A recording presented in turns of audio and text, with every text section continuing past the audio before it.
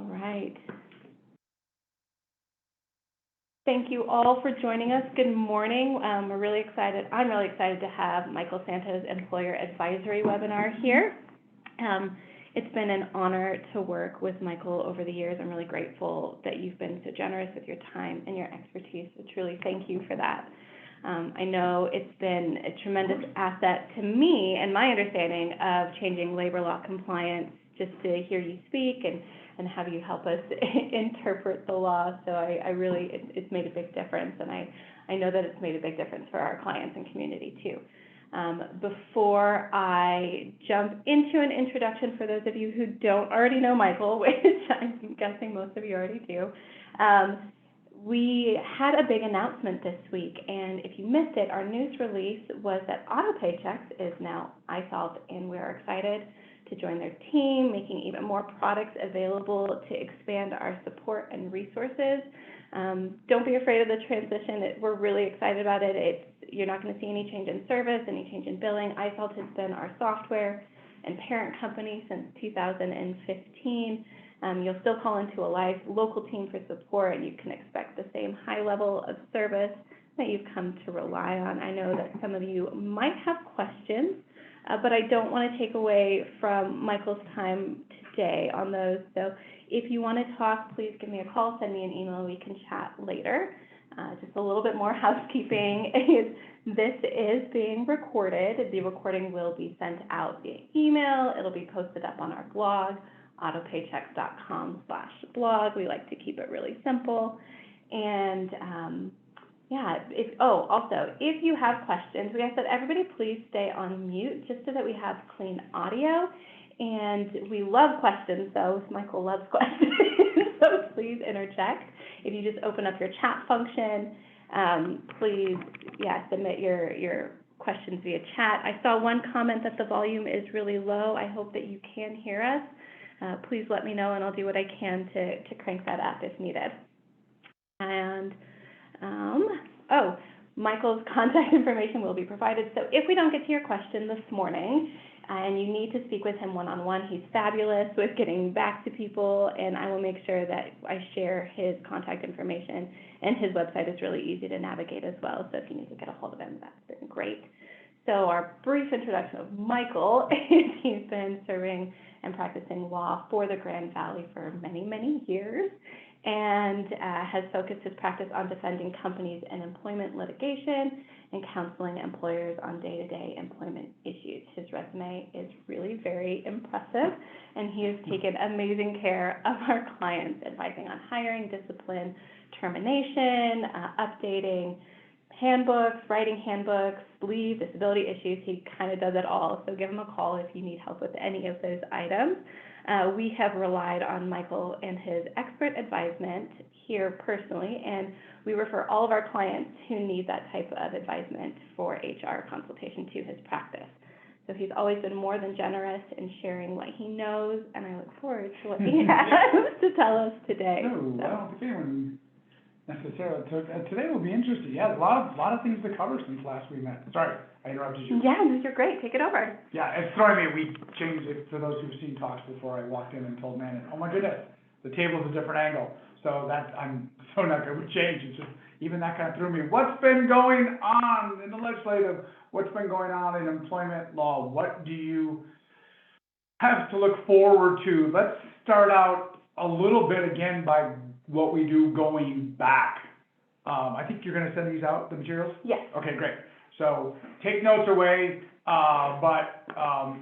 one of the first things we're going to talk about is, of course, leave. Colorado, over the last couple of years, has been very generous providing organization or employees leave.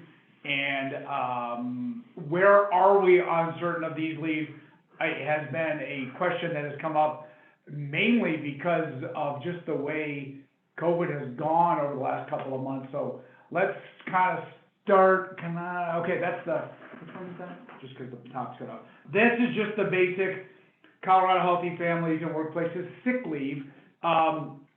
That is the one. Why did that double? Why does that always do that on your screen? I don't know. I don't know either. It doesn't do that on mine. But this covers, of course, all Colorado employers. This is the sick leave that we've been talking about for a couple of years, where organizations have to provide the employees, allow them to accrue 1 hour of leave for every 30 hours worked. That's for standard sick leave issues. We're going to talk a little bit about how that's getting expanded. But if you see it on the screen as an overlap, when you print out the materials, that will not happen. Here's the, there we go. Here's the big one, and I get all the questions these days on this, which is, hey, what about that Colorado Healthy Families and Workplaces public health emergency? You know, the leave that permitted or required organizations to make available to their employees 80 hours of leave. You could do various offsets against HIFWA sick leave, you could do various offsets against PTO leave, but in the end, we had to make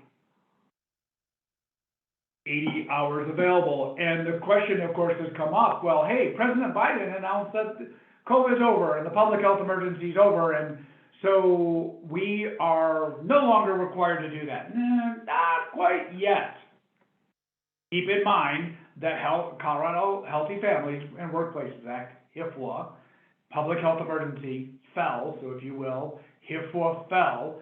That has a rule that while the public health emergency is going on, we have that available time to our employees, plus 4 weeks.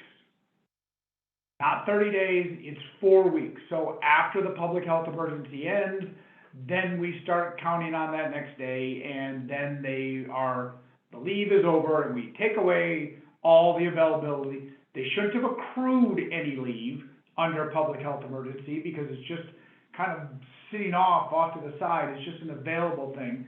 But to the extent that you have it identified anywhere, that would go to zero. And so a lot of people would say, great, President Biden just announced that the public health emergency is over. Congress voted on it. They signed the law. Yes, right? No. Unfortunately, it's still, the way it's set up is it's still going to end on May 11th under the federal government is what they're looking at. So it would be 4 weeks from May 11th or June 9th. If nothing else happens, now we don't think anything will, and May 11th will come and go. But one of the interesting, no question, was that a question? Oh, no, it was okay. just fingers crossed. Yeah, fingers crossed. One thing that came up in the middle of all of this is that, if you remember, when COVID first started, we had both the federal government and Colorado State, Governor Polis, announcing public health emergency leaves. And they were kind of jousting back and forth. Governor Polis was announcing 30-day notices. He had 30 days, that's as far as he could under state law. Federal government could do 90 days. So in a lot of ways, Governor Polis in 2021 stopped declaring those leaves. And everyone, including myself, started focusing on the federal government ones, particularly because they lasted the longest. So once the federal government announced, well, we didn't have to worry about anything else for 3 months because it only required either the state or the federal. So we just looked at federal. And during this time, Governor Polis snuck in a couple of declared public health emergencies while the federal government was doing the same. You may recall in December that the governor announced, kind of added in influenza and identified that, hey, influenza may be part of the COVID public health emergency. At the same time, he re-upped that public health emergency. The last one Governor Polis did actually came out on April 5th, 4th, 5th, somewhere in there. Really quiet. I didn't see a lot of, Mannon's looking at me like, what are you talking about? Yes, we all did. And so currently we have both a federal one ending May 11th and a state one ending, as it's currently stated, around May 5th, May 4th, somewhere in the beginning of May, but before the federal one goes away. So what we're anxious to see is come that first week of May, will Governor Polis up the declared public health emergency again? If he does, then that will mean we got another 30 days under a declared public health emergency. So right now, we got the 2 dates we're keeping in mind, that first week in May, and then the May 11th deadline. If those both don't get re-upped, then we're looking at public health emergency leave going away for certain, on June 9th, if my math is correct. Okay. Questions? Not yet. Okay, good. Other leaves that are still out there, of course, family medical leave, the Americans with Disabilities Act and Colorado Antidiscrimination Act, those handle individuals with disabilities, the Family First Coronavirus Response Act, and then way at the bottom there is the one we're all looking down the road at, which is the Colorado Paid FMLA, FAMLI. To date, most of you are probably making those deductions for your employees, making your premiums coming up with respect to the organization's contribution. That will continue. But employees, of course, aren't able to take that leave until 2024. The department has been doing a couple of talks, the Colorado Department of Labor has been doing a couple of talks, but they're really they're doing a very nice job of getting out information, but they're looking more toward the end of the summer is when they expect to have information out. What they mainly seem to be doing right now is really getting information out to healthcare providers because they want to explain to them what they're going to have to do with respect to these certifications. So they're already starting to reach out. If you're working in a medical organization, you're probably getting those announcements from the Colorado Department of Labor regarding how things are going to work in 2024. One of the main things to keep in mind under FAMLI is that this isn't really an employee-driven leave. It's a leave where the employee will, in essence, request payments from the state. The state will approve the leave. That, I think, will cause a lot of confusion for employees in terms of, well, I didn't have to call in because I got approval from the state of Colorado. No, you can't discipline me for this because I'm waiting for the state of Colorado to get back to me with respect to whether or not I've been approved for FAMLI. It will be very important in the next 6 months left of the year, 7 months left in the year, that we start working with employees, we start targeting our handbook policies to identify in there that, yes, that FAMLI thing is out there, but that does not take away the requirement of you keeping employee, keeping the organization informed as to what the heck is going on. Don't disappear for 3 days simply because, well, I requested the family leave. That doesn't mean that you don't have to let us know you're not coming in. We may have as an organization, we may have requirements to call in. And so I think in the past, we've been very, I don't know if you guys do it, but I think our handbooks have been a little casual about that because I was always writing the handbooks from the organization's perspective, like, well, who else would the employee be asking leave from? They obviously have to go through us. They have to call us for leave because there's no one else to approve it. That's obviously changing. Now you got another group that's going to approve it. So I could see some confusion coming up with employees in terms of, well, I thought I got it approved from the state. Well, I think that will, one of the things that I've been working on and we've been working on at the firm is preparing handbook policies with much more detailed call-in procedures when an employee is going to miss. Don't forget, while FAMLI protects individuals from have any bad things happen to them because they're taking FAMLI, that does not mean an organization can't ding an employee for also failing to comply with its call-in procedures. So if you've got detailed call-in procedures in your handbook with respect to medical leave, that will be something an organization can say, well, man, and you may have called FAMLI and you may have requested it, but you didn't let us know for 2-3 days. Mhm. And because you failed that, here's what we're going to do. You may still have access to family, but not as, now you got a reprimand. No, you can't reprimand me for taking family. We're not. We're reprimanding you for failing to comply with our procedures. So I think there'll be more, I advising organizations to start working on more detailed call-in procedures when it comes to absences. So is there, because, this is FMLA, kind of modeled after that, right? Yeah. So I don't want to say it is that. It's modeled after that. So Yep. does FMLA have kind of precedence, like this is the type of language you should be using in your handbook? FMLA, a lot of people will tell me, we stay under 50 because we don't want to have to comply with the FMLA. I hear that all the time. And I jokingly say to folks, well, don't knock massive number of regulations. The nice thing about the FMLA is, at this point, it's very clear what has to happen with those procedures. Employee, you have to fill out this. Employee, you have to fill out that. Employee, you have to do all these things. So with family being somewhat modeled on the FMLA, it does give organizations the opportunity to perhaps consider using some of the procedures in FMLA with their employees. You have to still provide us notice.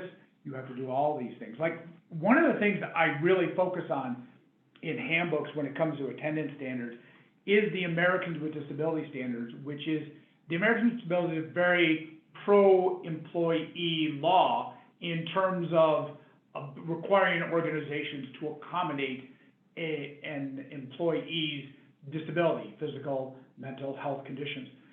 The ADA is really only, quote-unquote, harsh to employees on two things. One, if they can't tell you how long their leave is going to last, I think the ADA can be particularly, and then PS, have a nice day. The one other area where the ADA is particularly difficult, a bad word, but is not exactly employee-friendly, is with reliable attendance.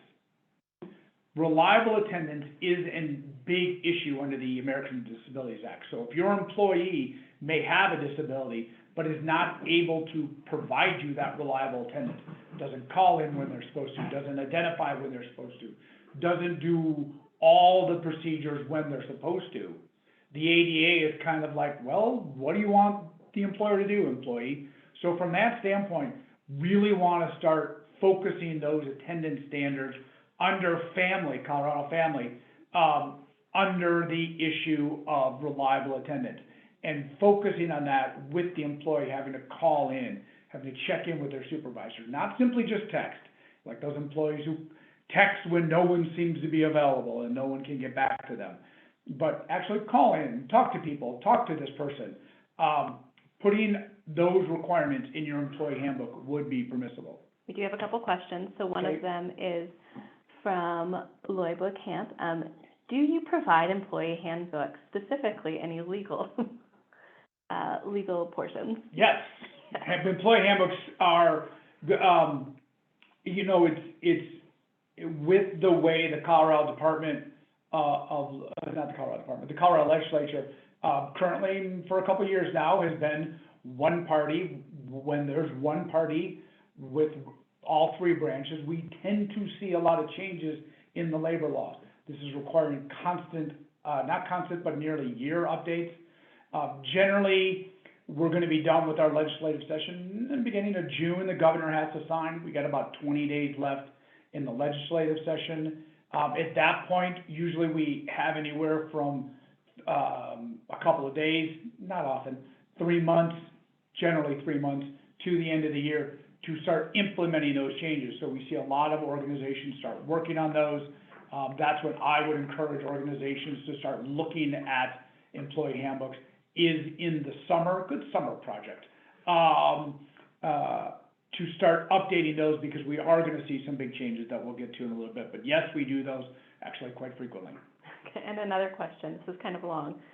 So for those of us that were able to successfully opt out of family for our employees who opted in individually, are they able to double dip in a sense? meaning they will receive pay through FAMLI, and then they will be concurrently running FMLA through us as an employer. And we require to use They require them to use paid leave, Mm-hmm. just a guess.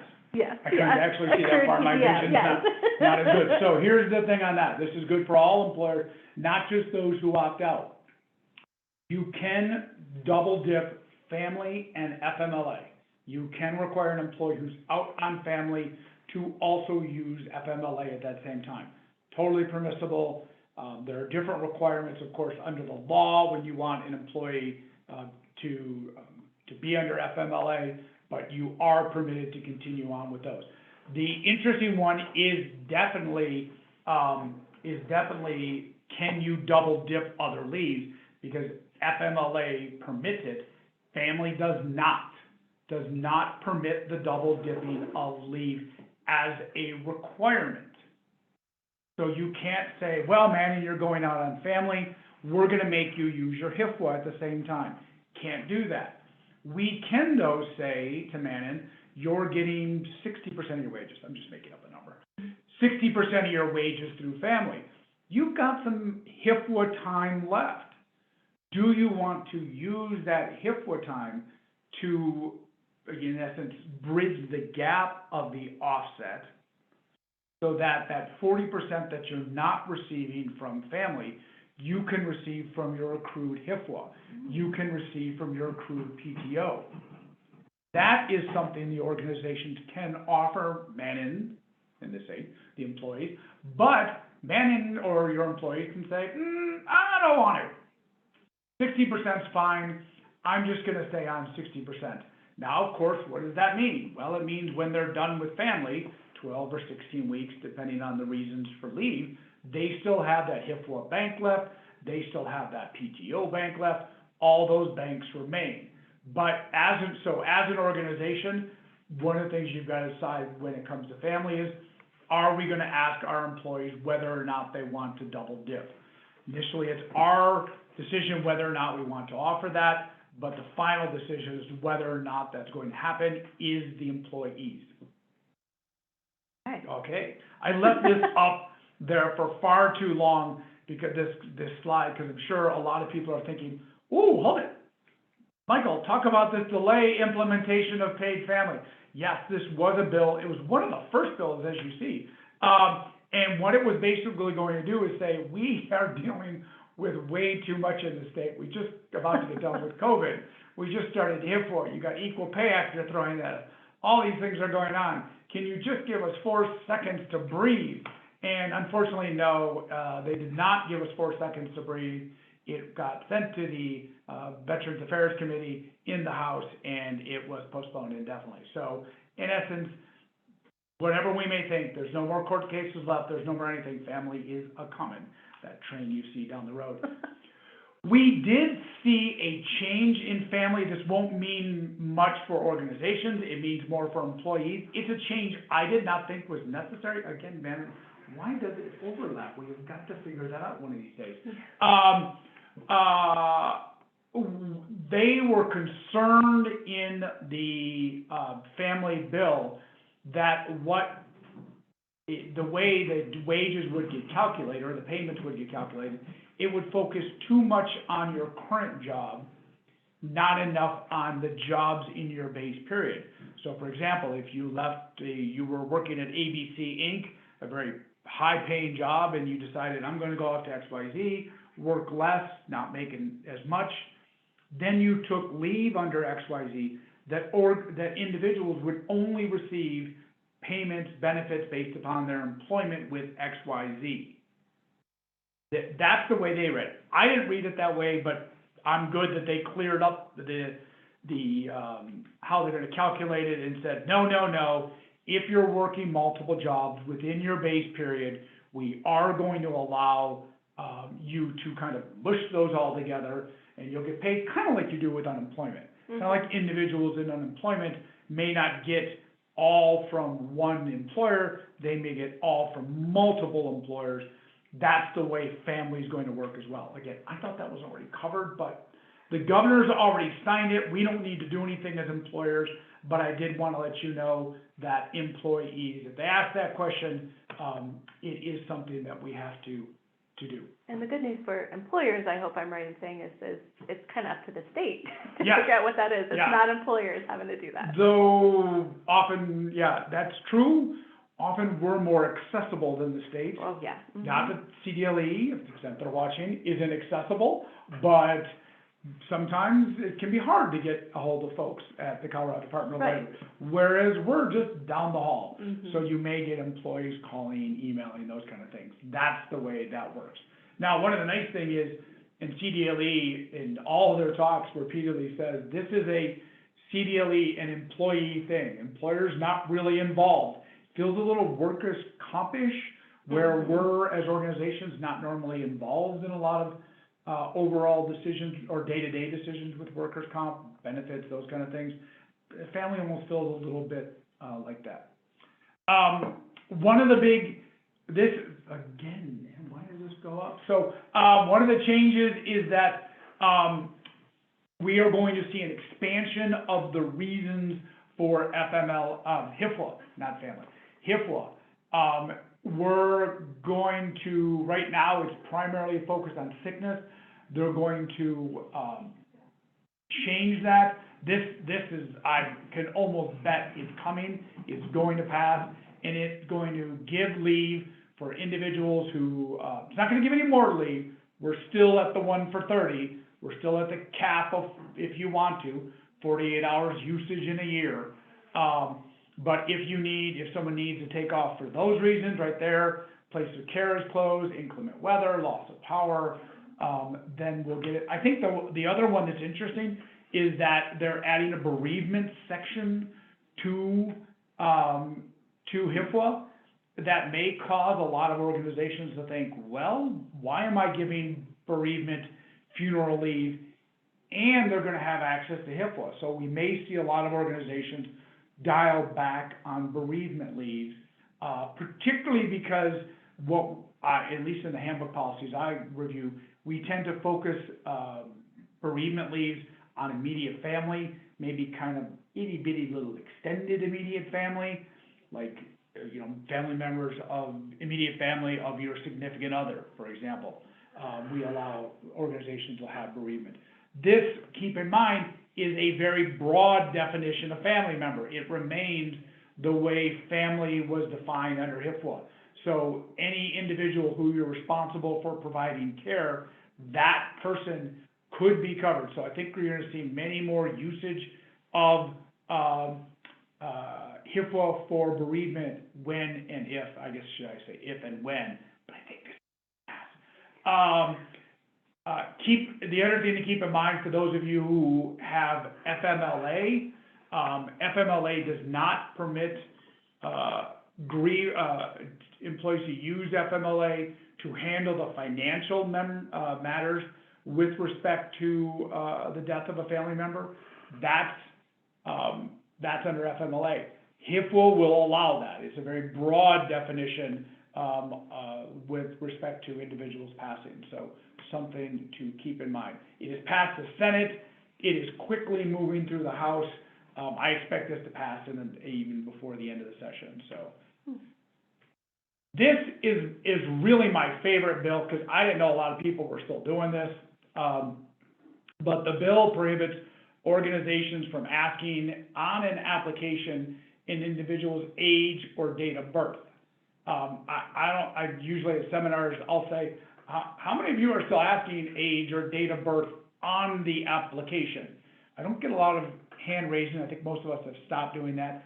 The interesting thing is they did add dates of attendance or dates of graduation from an educational institution. They decided, I think that we were maybe backdating high school graduation or college graduation or those kind of things. I haven't seen many organizations asking high school graduation date in a while.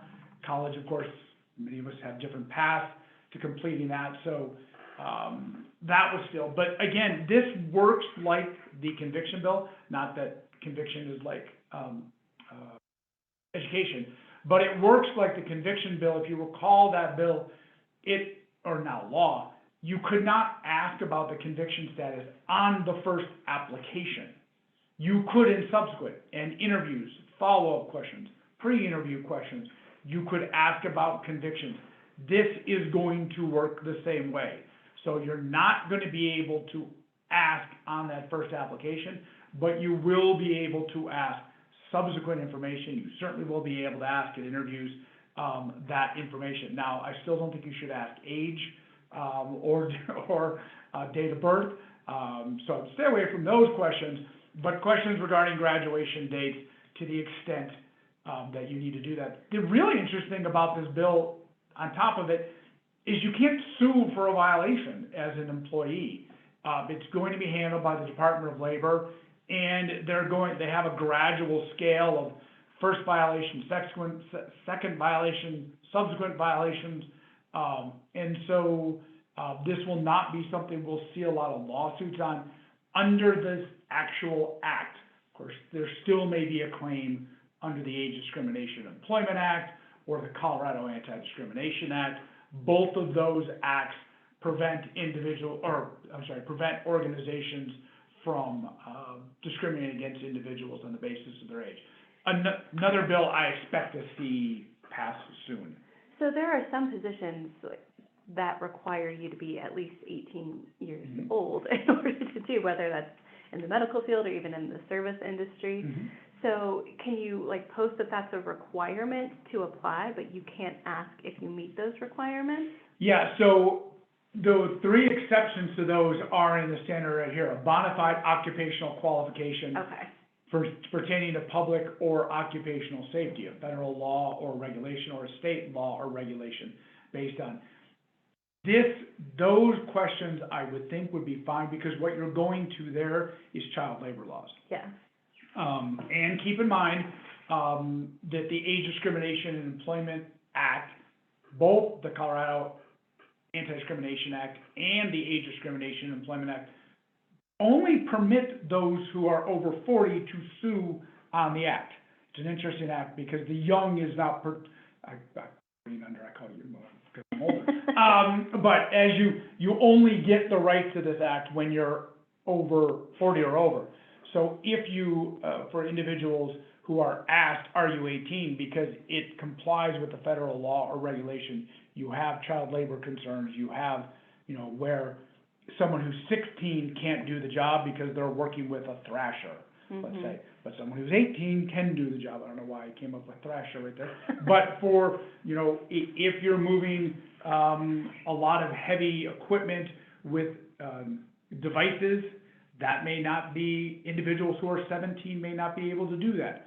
So you would be able to ask that because it's a federal law or regulation that goes to a bona fide occupational qualification. So you still should be able to make sure you're complying with child labor laws. This bill I find fascinating for a number of reasons. What is the bill? And it's one of those that I'm not sure we'll see much of an impact on. No, I shouldn't say that. We may see a big impact on this bill. But in essence, this bill is going to give individuals who are on unemployment a dependent allowance starting July 1, 2025. Individuals who are on unemployment will receive $35 per week per dependent. So if you have 2 dependents, you will get $70 a week.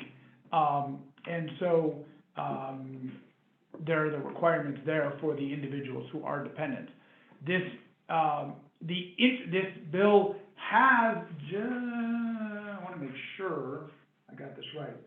Yeah, it was just referred to House by appropriation, so it's at the entire House today. It was just approved by appropriations to go off to the House. Has not gotten to the Senate yet. This is an interesting bill because the Colorado Department of Labor Unemployment Division has come out publicly and said, please don't pass this bill. So it's unusual that I think it's unusual that an unemployment bill, the Colorado Department of Labor has repeatedly stated and asked the legislature, do not pass this bill at this time. The reason, as we'll get into in about 2 seconds, is just a year ago, and we remain still underwater when it comes to unemployment. We are not anywhere near break even. The Colorado Department of Labor says we're getting close. They hope, I think it's sometime in the next year or so, that we will be, but the concern they have is if we do this, if we pass this House bill with respect to dependents, that will slow it down even more. So something definitely to keep an eye on. The Colorado Department of Labor has taken a position contrary to this bill. Keep in mind the bill that just now law that happened last year, and how many questions you guys are getting. We're getting questions. You are required at the time of termination to give employees a lot of information with respect to filing unemployment benefits. State Colorado Department of Labor has a form online. I don't love it, but it was nice of them that they put a form online. But it identifies, for example, you have to tell your name and address. Presumably that would be on the termination letter. The employee's name and address, last four of their Social Security, the start date, last day of work, year-to-date earnings, wages for the last week, that may be on the last paycheck, and the one that says there at the bottom, the reason the employer is separated. I've been very broad on that. I know others take a different approach. I've been focusing more on the question on unemployment. Basically, did they quit? Were they terminated? Were they laid off? It's still keeping it very general, but that information must be provided to every employee upon separation. And there's a lot of that information that is on a pay stub. Right. So it's just kind of supplementing with a couple other pieces of information like termination reason. Mm-hmm. And there is, on our website, we have a form that employers, we've directed them to use as Mm-hmm. well, so. Yep, and it has this stuff too. Mm-hmm. Where the contact information is to file a claim, where the information, if they want to know the status of their claim. This is a regulation that came out in 2020 and is additional information that needs to be provided on that. So Okay. I'm sure you guys have that in there as well. And so those two things are now information that we need to provide every employee upon separation. People have asked me, I don't know if you guys get the same question, when? Like, if I don't know Bob, hypothetical employee, is resigning at 4 o'clock on a Tuesday, how exactly can I be ready have this all information at the ready? I look at this, and until I'm told otherwise, I think this is fine, I look at it like the last paycheck. With the termination, you need to have that last paycheck ready, right away or within the time period. If you have a wage audit agreement where you're going to hold on to the last paycheck for 10 days to audit the employee's account to make sure they return everything, that would be that's when I would provide the information we're talking about here. If you've got an employee who quits, just like if you've got the wage audit agreement where you're going to hold on to the last paycheck for the 10 days, then you would send it out when you send out that information. If you don't have that information, then I would send out this information with the last paycheck on the next payday. A lot of people I know do direct deposit, but I would still have it teed up as a calendar. I need to send the departed employee this information at that time. We did get a couple of questions. Great. Is a signature required from the employee when they've received this information? No, I don't read it that way. Okay. If the employee receives direct deposit, can the employer mail the separation information? Be cool to direct deposit though, wouldn't it? Like just have it go to the person's bank, and so, no, I'm kidding. Yeah. And then this is, when you were talking about state unemployment, do you think all of the fraud during COVID at the state unemployment office contributed to the deficit? Oh my goodness gracious, thanks a lot. Definitely, I think that's a great question. It definitely contributed to state unemployment deficit, and I got really bad news, which is fraud claims are back. I don't know if you guys have seen these. In the past, we do a lot of unemployment for organizations. We handle, because I just love unemployment, and I know you're all rolling your eyes. Like, Michael is crazy, but I think unemployment is fascinating. So we do a lot of unemployment, just like doing it. And, in the past week, we've gotten 3 fraud claims. 3 claims from individuals who are still at the organization who had no idea that unemployment claims were filed on behalf of them. And I was hoping that by requiring this additional information, that when they went to file for unemployment, they'd have to provide that, and it would limit the amount of fraud. We were all hoping, but I don't know if it's a trend. I mean, it's difficult to say with 3, you know, hey, you know, we're kind of, that this is now a trend, but we hadn't seen a fraud claim in more than a year. I mean, we were still dealing with them because it was taking a while to work through. But in the last week, we've seen 3. They are catching up very quickly. When, what was it, January of 22, department had something like 58,000 hearings teed up still to go. They have got that number down to a much more manageable level now. They're doing a very good job of keeping up, or much better catching back up, so yeah. And we did get another email, or another question about email. So can the termination information be sent? I think so. I mean, I wouldn't send it to their work email because they may not have access to their work email anymore. But if you have a personal email, I think that information is fine. I would do either a return receipt, or I would do BC or CC yourself, so it does come back.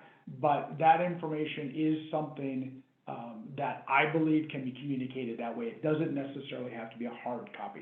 And it might be a great way to be able to prove that you've sent it if it's in your outbox, and especially if you're asking for that return receipt, say, yeah, they've received it and they acknowledged it. Yeah. I'm a big fan, I'm not a big fan of emails, but I'm a big fan of using emails as confirmation that things occurred. Having a discussion with, again, to pick on Manon, because she's sitting right here, hey, Manon and I had a discussion about her TPS reports being late on this day. I then send an email to Manon confirming that discussion, or I just send an email to myself. Now I've got an email marked on April 19th at 9:45 a.m. showing that, you know, I released my notes are of that discussion. If I include Manon, she can then respond back. But yeah, and then we did have a question on where this is located. I was just looking it up on my phone. So if you go to autopaychecks.com and you go into Client Resources, the Human Resources tab, it's called the Employee Termination Reporting Form. So if you need access to it, that's where you can find it on our website. That's where it is. And you're going to send out the materials. Yes. So for those who don't have access to your materials, or you can get a hold of us, there's the regulation on that, and that's on the 2020 stuff, and there's the regulation, or the law on the 22-234. That's what you have to provide there. Okay, I'm not going to go over this long. I assume those of you who are in this are aware, but just the Colorado SecureSavings program is not going away. They're a little slower, but they're catching up. And so this is something, if you have you have 5 or more employees, you've been in business for 2 years, you don't have a retirement savings, it is something where this Colorado, through a bill back in 2020, now has this secure savings. So keep in mind something on that.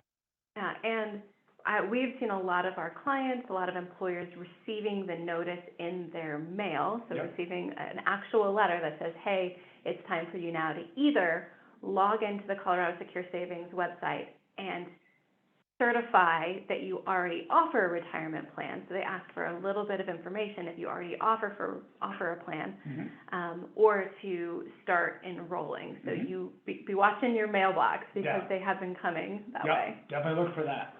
Here's the good news. I'm not going to spend a ton of time on this one, simply because it did not pass. But, you know, as they say, if you keep track of history, because it has a funny way of repeating itself. This is a bill that was only with respect to the restaurant industry, but it was very detailed in its approach. And so it's certainly possible we'll see this again next year, a variation on it. For example, they had FAMLI up at the Colorado legislature for 4 years before it was sent to the voters. They've had power in front of the Colorado legislature now for 3 or 4 years, probably going to pass this year. So this is the first run at this Fair Workweek bill. It was only with respect to a limited industry, restaurants, but I suspect that when this gets another try, they'll slowly start to expand that out. And what it required organizations to do was identify to their employees through written notice, basically their schedule, and then provide employees pay if the organization required them or needed them to change that schedule. So, hey, man, you want to pick up a shift tomorrow? Sure, it's 8 hours. Well, instead of just paying Mannon 8 hours, I would have to pay Mannon an additional hour or two, depending on the requirements, based upon her agreement to change schedule. Again, did not pass. It is dead in the water. But it was a very detailed bill in terms of scheduling. This is going to come up again next year. I can almost guarantee it. And so something to keep in mind that it would change our scheduling.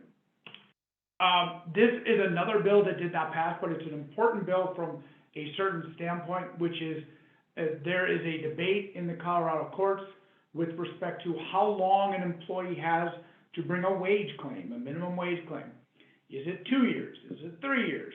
Or is it 6 years? I won't go into the whole legal mumbo jumbo on where they come up with each of those. This bill sought to clarify that it was either 2 or 3 years, not 6 years. Unfortunately, the bill did not pass, because that would have been very helpful for employers to understand. So this issue is now in conflict with other laws out there. For example, Colorado statute identifies that employers must keep wage records for 3 years. 3 years. Okay, that's nice and easy. Yeah, the problem is because the law did not pass, and employees have the ability to make a claim now for as long as 6 years. Okay, can we comply with the requirement that says we have to keep them 3 years? You can, but you got a problem that you don't know the wage records of the last 3 in the period with which an employee may bring a claim. Because of this law not passing, or this bill not passing, we encourage organizations to keep those wage records for at least 7 years.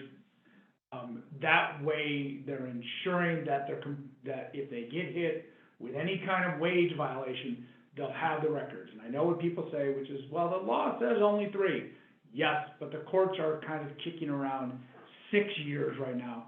So make sure you're keeping the wage records for at least 6. I would say 7 at minimum. And I would keep them 6 or 7 years past employment. So if an employee has been with you for, let's say, 10 years, and you're keeping them 7, that does not mean we get rid of the last 3. No, we keep them until the employee leaves, then the clock starts to run in the 7 years. Keep wage records. I encourage organizations for at least 7 years.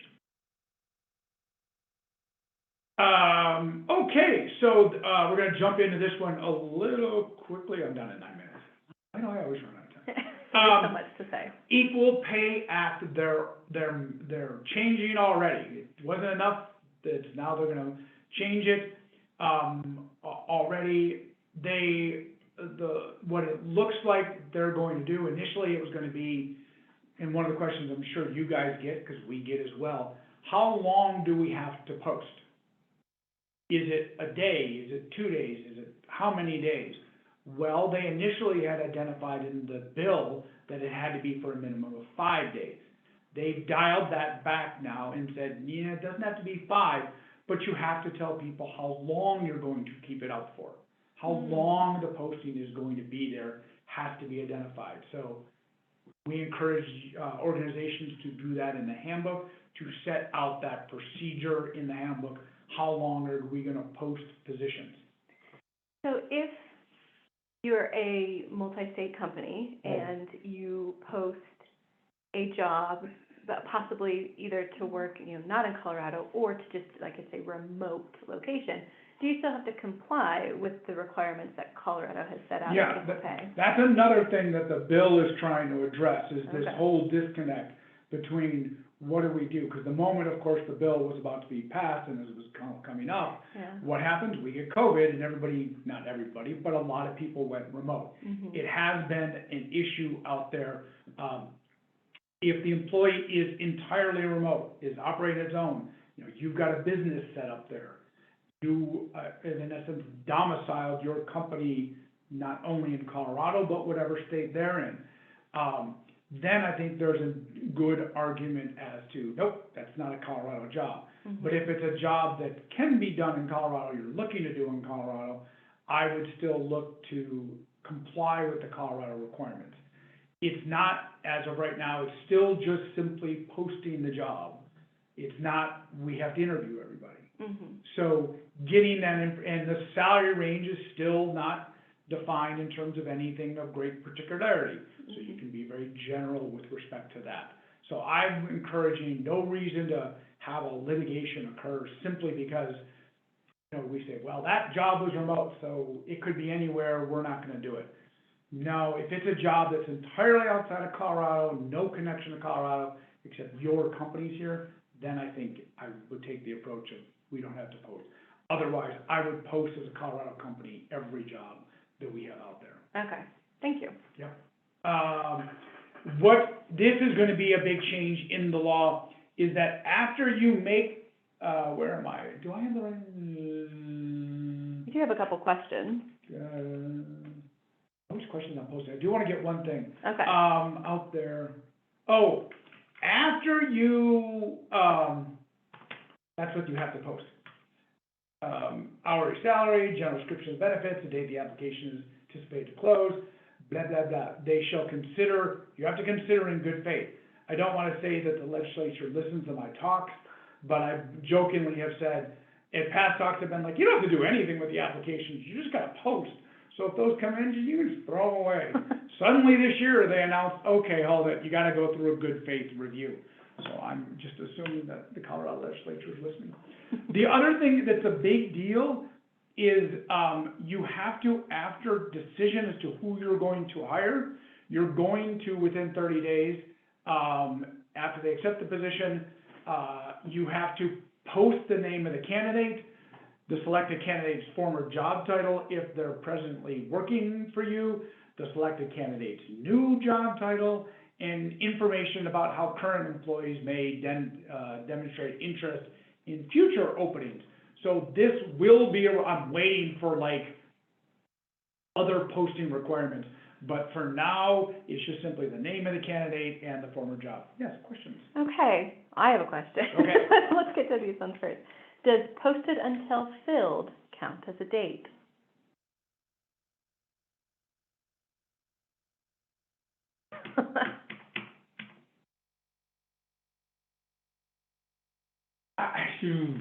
The exact word, I like that idea. The exact wording of it is that I just looked at last night because it just got changed. The date the application window is anticipated.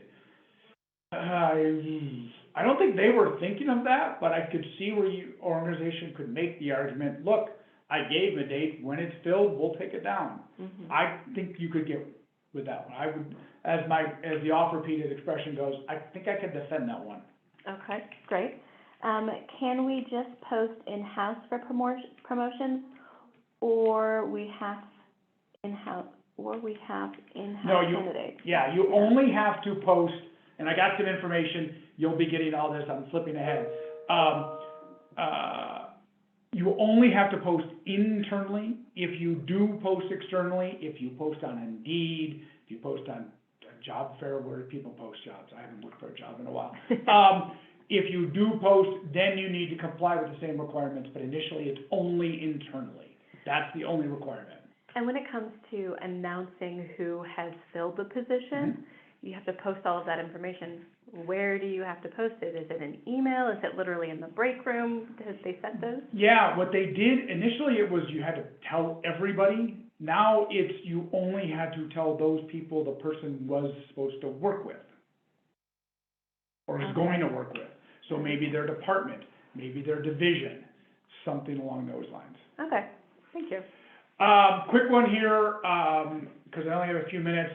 They are, again, trying, a public employer, have to comply with the National Labor Relations Act, which is that requirement that employees are allowed to discuss or express views regarding representation, engage in protected activity. We'll wait to see where this one goes. Right, this is one of those bills that tries every year. I'm doing a talk in a month? I was gonna say, I wanna make sure we talk about WCHRA. Yeah, in a month, I'm doing a talk for Western Colorado Human Resource Association. It's gonna be a day-long talk. We are gonna know at that point what passes and what doesn't, and we're gonna go into these more in detail, because we have a little more time. We have an hour here today. Right. That's 7. So we go into more detail about how to comply with the laws, and we actually have the law at that point.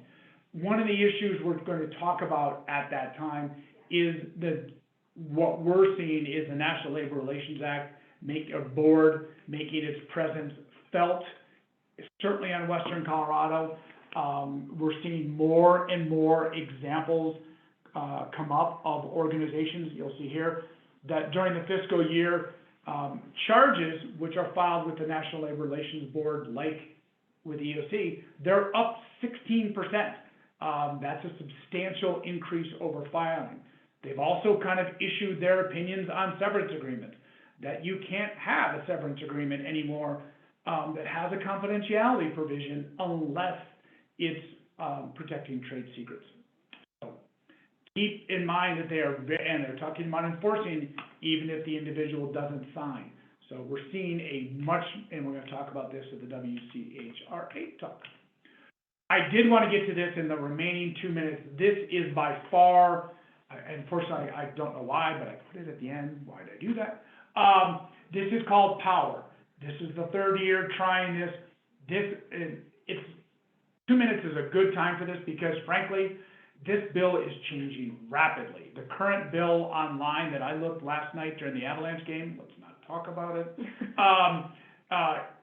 I'm already aware is not the current bill, that they're working on new bills. But this is going to be a major change in harassment and discrimination law. It's going to, in essence, lower the standard. We have used, since 1996, the federal standard, severe and pervasive. The 1970s, we used the standard of unwelcome. Those standards are going to go away. They will start using a much lower standard that talks about just simply if the individual finds the conduct offensive, not severe or pervasive, which is a high standard, but a little lower standard of whether an individual finds offensive. This will, in addition, it talks about that it could be an unfair labor or employment practice for an employer to fail to conduct a reasonable investigation. So from that standpoint, I encourage you to go to the WCHRA talk because want to see what the law requires. The current iteration of the law has a lot of documentation requirements, but I've also been told that those may go away. So right now, this is the one bill. If you're going to track one bill, this is the bill to track, which is 23-172. It will be an interesting last 20 days. Rumor has it the governor is not happy with this bill. That's just a rumor, but that the governor is creating a stopgap or trying to be the stopgap on this bill. I'll believe it when I see it, but that's just another point in time. But it is by far the biggest bill that we're going to see. It will change Colorado employment law. Last thing I want to say is, because our promo material said we're going to talk about Comps 38. Comps 38 is Comps 38 effective for 2022. Is Comps 38 effective for 2023? They did everything. They even kept the same number. But don't forget that organizations under comps are required to, distribute.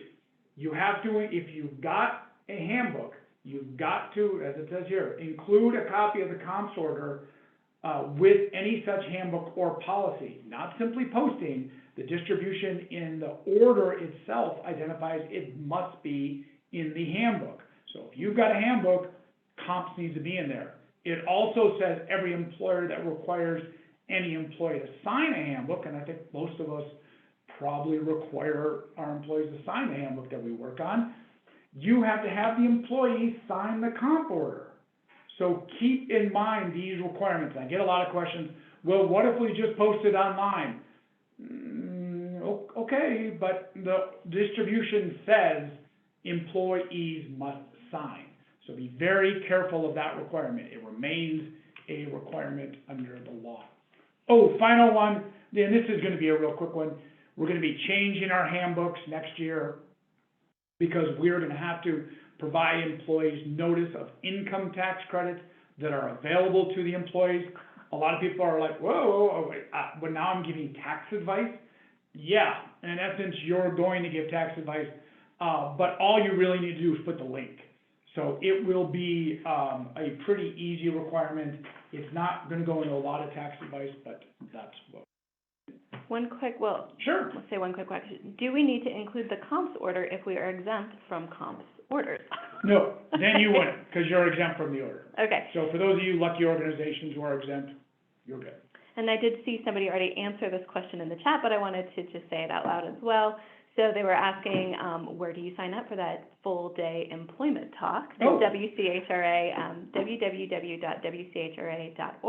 I'll try to put a link in the email after this as well. And I think, yeah, it's not actually our talk, it's WCHRA. Yeah. It's their talk, but they've been nice enough to ask to extend an opportunity for us to speak, and we're looking forward to it. And I think there's like a member gets a certain fee and then a non-member. I don't know. There's a member fee, there's a non-member, there's an early bird registration, Yeah. which may run through April, I'm not sure. But it's all available online, and it's going to be chock full of good stuff. And we got some surprises this year. Oh. So I don't want to share those. Okay. Well. Oh, is that what my hair looks like?